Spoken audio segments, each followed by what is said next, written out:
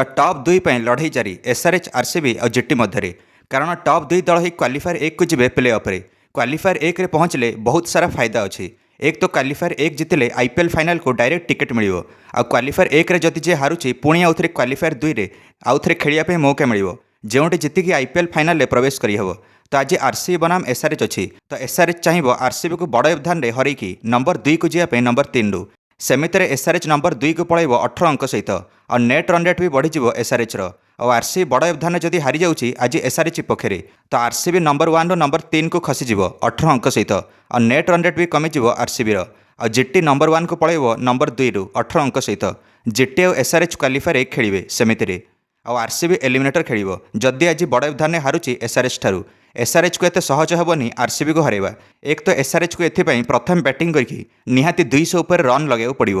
ଆଉ ଆର୍ସିବିକୁ 87 ରନ୍ ପୂର୍ବରୁ ରୋକିବାକୁ ହେବ ଟାର୍ଗେଟ୍ ଡିଫେଣ୍ଡ କଲାବେଳେ। ଏମିତି ହେଲେ ଏସ୍ଆର୍ଏଚ୍ ଆଉ ଜିଟି ଖେଳିବେ କ୍ୱାଲିଫାୟାର 1।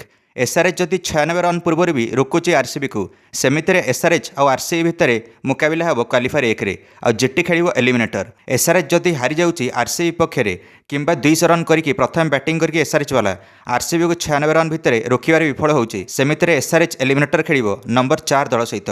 ଆଉ ଆର୍ସିବି ବନାମ ଜିଟି ହେବ କ୍ୱାଲିଫାୟାର 1ରେ। ତ ଏସ୍ଆର୍ଏଚ୍ ବଡ଼ ବ୍ୟବଧାନରେ ହରାଇବା ଆର୍ସିବିକୁ ଏତେ ସହଜ ହେବନି। ଏସ୍ଆର୍ଏଚ୍କୁ ଆର୍ସିବିର ନେଟ୍ ରନ୍ ରେଟ୍ ତଳକୁ ପକାଇବାକୁ ହେବ। ଏଥିପାଇଁ ଏସ୍ଆର୍ଏଚ୍ ଟାର୍ଗେଟ୍ ଯଦି ପିଛା କରୁଛି, ସେମିତିରେ 165 ପ୍ଲସ୍ ଟାର୍ଗେଟ୍ ଏସ୍ଆର୍ଏଚ୍କୁ 11.1 ଓଭରରେ ଚେସ୍ କରିବାକୁ ହେବ।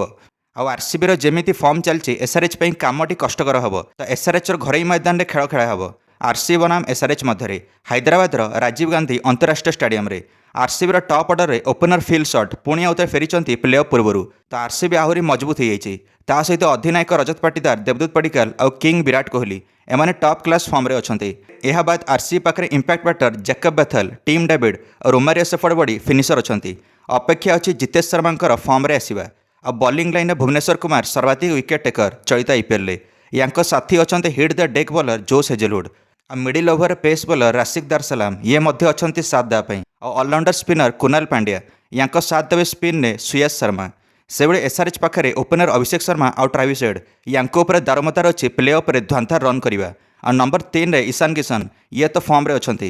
ଗତ ମ୍ୟାଚ୍ରେ 47 ବଲ୍ରେ 70 ରନ୍ କରିକି ସିଏସ୍କେର ପ୍ଲେ ଅଫ୍ ବାଟକୁ ଅବରୋଧ କରିଥିଲେ ଇଶାନ କିଶନ। ହେନରୀ କ୍ଲାସେନ୍ ବି ଘାତକ ହିଟର ଅଛନ୍ତି ଏସ୍ଆର୍ଏଚ୍ ପାଖରେ। ଆଉ ମିଡିଲ୍ ଅର୍ଡରରେ ନୀତିଶ କୁମାର ରେଡ୍ଡି, ସଲିଲ ଅରୋରା ଆଉ ସ୍ମାରନ ରବିଚନ୍ଦ୍ରନ ଭଳି ସନ୍ତୁଳନ ପ୍ରଦାନ କରୁଥିବା ବ୍ୟାଟର ଅଛନ୍ତି। ତା ସହିତ ଅଲରାଉଣ୍ଡର ଅଧିନାୟକ ପ୍ୟାଟ୍ କମିନ୍ସ ଅଛନ୍ତି, ଯେ ବୋଲିଂରେ ଆଉ ବ୍ୟାଟିଂରେ ଦୁଇଥିରେ ଯୋଗଦାନ ଦେଇପାରିବେ। ଆଉ ସ୍ପେଶାଲିଷ୍ଟ ବୋଲିଂ ଲାଇନରେ ଇଶାନ ମାଲିଙ୍ଗା, ସାକିବ ହୁସେନ ଆଉ ପ୍ରଫୁଲ ହିଙ୍ଗିଆ ଭଳି ଘାତକ ବୋଲର ଅଛନ୍ତି। ଆଉ ସ୍ପିନର ଡିପାର୍ଟମେଣ୍ଟରେ ଶିବାଙ୍ଗ କୁମାର ତାଙ୍କ ସାଥ ଦେବେ ଅଭିଷେକ ଶର୍ମା ସ୍ପିନିଂ ଲାଇନରେ। ତ ଜବରଦସ୍ତ ହେବ ମୁକାବିଲା ଆଜି ଟପ୍ 2 ରେସ୍ ପାଇଁ। ଏହା ଆଇପିଏଲ୍ର ମ୍ୟାଚ୍ ନମ୍ବର 67 ହେବ ଏସ୍ଆର୍ଏଚ୍ ଆଉ ଆର୍ସିବି ମଧ୍ୟରେ। ଏହା ଆର୍ସିବି ଆଉ ଏସ୍ଆର୍ଏଚ୍ର ଶେଷ ଲିଗ୍ ମ୍ୟାଚ୍ ହେବ। ଆପଣମାନେ କାହା ସମର୍ଥନରେ ଅଛନ୍ତି ଆଜି, ପ୍ୟାଟ୍ କମିନ୍ସର ଏସ୍ଆର୍ଏଚ୍ ନା ବିରାଟଙ୍କ ଆର୍ସିବି? ନିଶ୍ଚୟ ମନ୍ତବ୍ୟ କମେଣ୍ଟରେ ଦେଇ ଭିଡ଼ିଓକୁ ଲାଇକ୍ ଆଉ ଚ୍ୟାନେଲକୁ ସବସ୍କ୍ରାଇବ୍ କରିଦେବେ ସମସ୍ତ କ୍ରିକେଟ୍ ଅପଡେଟ୍ସ ପାଇଁ। ଧନ୍ୟବାଦ।